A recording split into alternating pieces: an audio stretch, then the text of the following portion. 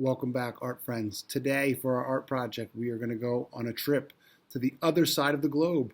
We are going to go to the island nation of Japan. Japan is a very, very old country that has a very rich artistic tradition. And one of the most famous things in Japan is the cherry blossoms. So we're going to create a project based upon Japanese cherry blossoms.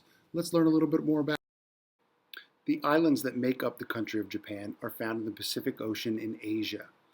When we think about Japanese art, we see images like this, very traditional images consisting of lots of different imagery. But one of the most consistent things in all of Japanese art is the cherry blossoms. The cherry blossoms are a symbol of strength and a very traditional thing that you see throughout the year, but especially right now during springtime. So let's start learning a little bit more about how we're going to make our cherry blossom art project.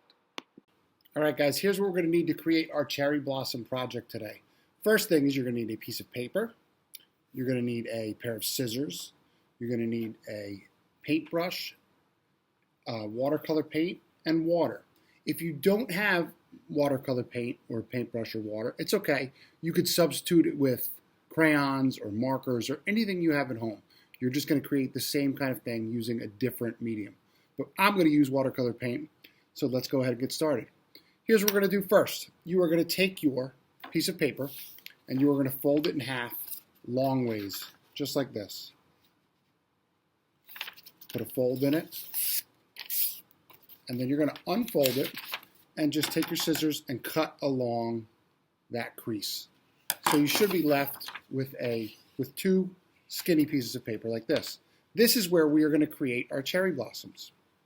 So the cool thing about these cherry blossoms is when Japanese artists create this, they don't take a long time doing them. They're usually very quick. So we're going to do ours pretty quick as well. So you're going to do these. It might not turn out perfect the first time, but since they're so fast, it's kind of awesome because you could do more than one of them and really kind of get good at this. So here's how we're going to start. You're going to take your paintbrush, get a little water on it, and you're going to get some black paint on it. Now what you're going to do with this is you are going to, in one brush stroke, do one big line like that. Then from that, you're going to add another line using only a single brush stroke. So it looks kind of like a little bit of a sideways Y. And then from that Y, you're going to keep adding smaller Ys. Now in Japan, the brush strokes are a very important part of the artwork.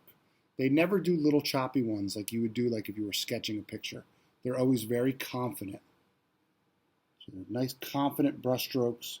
We're adding Ys, coming off our big Y, adding smaller Ys, and they're just going to get smaller and skinnier each time you add them. And then once you think you have enough branches, you're going to stop and you're going to put your brush away. You're not going to need your brush anymore after that point. So right now, you have just a tree branch. So this is a cherry blossom tree branch before any blossoms have started to grow on it. Now we're going to start adding our blossoms. To do this, you're going to need your finger. You're going to take your finger, dip it in your water, and then dip it into your red paint. So we're doing a little bit of finger painting to do this. Now this isn't the way they do it in Japan, but this is the way we're going to do it for our project. You're going to add some of that paint onto your finger, and then just start going through and dabbing it onto your paper and adding your cherry blossoms to the end of each branch. So you just go through, and wherever you see a little Y, you're going to start adding some of your red paint. And it's going to start to look like your cherry blossoms are blooming onto your tree. Kind of cool too, you'll see a little bit of your fingerprints showing up in this. If it starts to get really dry, you might have to dip your finger back in the water again. And the thing I really like about this is doing different size cherry blossoms. So some could be small, some could be big, and you're just going to kind of put them at the end of where you would have each branch. And once you think you have enough cherry blossoms on yours, you're going to take your finger, rinse it off. Probably going to want to get a towel. Just wipe your hand off. And then you're going to let your cherry blossoms dry. And then once you're done, you can take a picture put it on a seesaw, let me check it out. And like I said before, this is one of those projects that's kind of new to us. And since it's a really fast project, you could do more than one of these. All right. So good luck, guys. Have fun. I can't wait to see what you guys make.